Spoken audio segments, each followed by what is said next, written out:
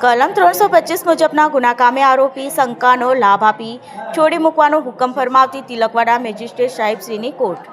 આ ઘટનાનો વિસ્તારથી વાત કરીએ તો તિલકવાડા તાલુકાના પીછીપુરા ગામે રહેતા રાજુભાઈ બલાભાઈ તડવી વિરુદ્ધ વર્ષ 2018માં તિલકવાડા પોલીસ મથકે ફરિયાદ નોંધાઈ હતી। જે ફરિયાદના જણાવ્યા મુજબ બળદને કેમ મારેલ છે તેમ કહી લાકડાના 2 સપાટા ડાબા હાથે મારી ફ્રેક્ચર કરી તથા કાંડાના ભાગે સપાટો મારી ઇજા પહોંચાડતા કલમ 325 મુજબ તિલકવાડા પોલીસ મથકે ગુનો દાખલ કરવામાં આવ્યો હતો।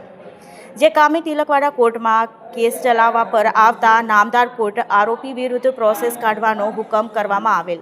જે કેસમાં આરોપીના બચાવ પક્ષે એડવોકેટ તોસીફ ઠાકોર હાજર થઈ 14 મૌખિક પુરાવો તેમજ 4 દસ્તાવેજ પુરાવાને ક્રોસ કરેલ। સદર કામે આરોપી બચાવવા પક્ષના વકીલ તોસીફ ઠાકોરને ધારદાર દલીલોને ગ્રહ રાખી નામદાર તિલકવાડા મેજિસ્ટ્રેટ સાહેબશ્રીએ આરોપી રાજુભાઈ બલાભાઈ તડવીને શંકાનો લાભ આપી છોડી મૂકવાનો હુકમ કરેલ છે।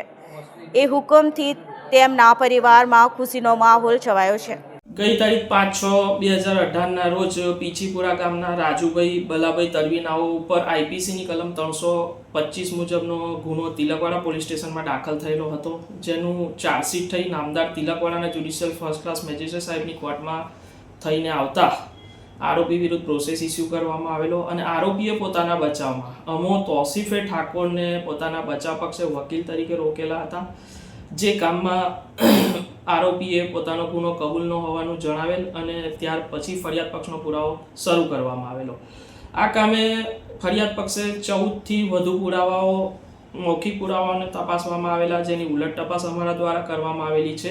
ત્યારબાદ 4 જેટલા દસ્તાવેજી પુરાવાઓ જેમાં મેડિકલ સર્ટિફિકેટ સામેલ હોય એવા 4 પુરાવાઓને ક્રોસ એક્ઝામિનેશન કરવામાં આવેલા છે।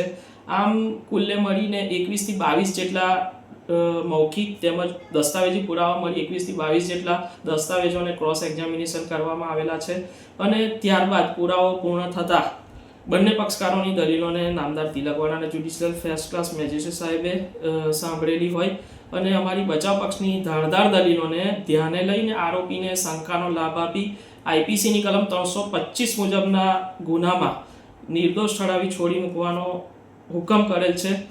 અસ્તુ।